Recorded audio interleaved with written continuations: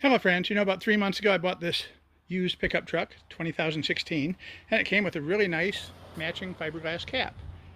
But it didn't have keys for the cap to lock the handles for the hatch. And I thought, well, I'm probably never going to lock it anyway, but just in case, let's see if we can get some keys for it. And now, usually on these kind of locks, if you look at the number right above the key slot, you can order the key to fit this from that number. That's not always the case, but usually it is. But upon further investigation, these little flaps that keep the dirt and dust out and force the push in when you push the key in are totally seized up.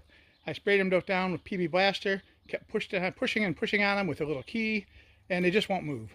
So I went on Amazon and decided I was going to order a new set of handle latches. And there they are. We're going to unwrap them and put them in. I think this is about $27. It looks pretty easy. Let's find out. First, we need to remove the locking arm. And in order to do that, there's one screw or bolt. It's a 5/16 or 8mm. You can see it right there. Kind of rusty. Let's hope it comes off.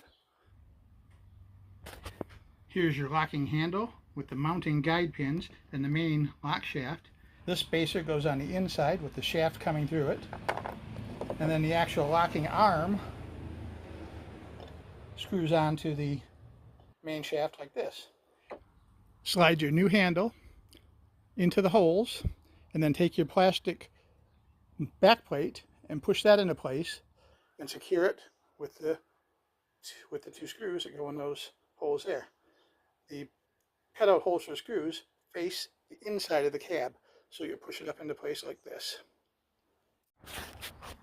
The screws come with Loctite already applied, so you don't have to worry about them coming loose after they're tightened up. Now to get started, we're going to slide our latch mechanism on so the curved side is facing the glass. We're just going to put it on a little ways with a few threads showing there. Tighten it up snug but not real tight, because we need to measure whether or not it's going to line up properly with the window frame. The last step is to adjust your lock tension, and that means by adjusting how far this latching arm slides up or down on the main square shaft. And what you want is you want to get it so that when it comes across right here, it's clearing that ridge. It's got to come below this surface right here, but really tight to it.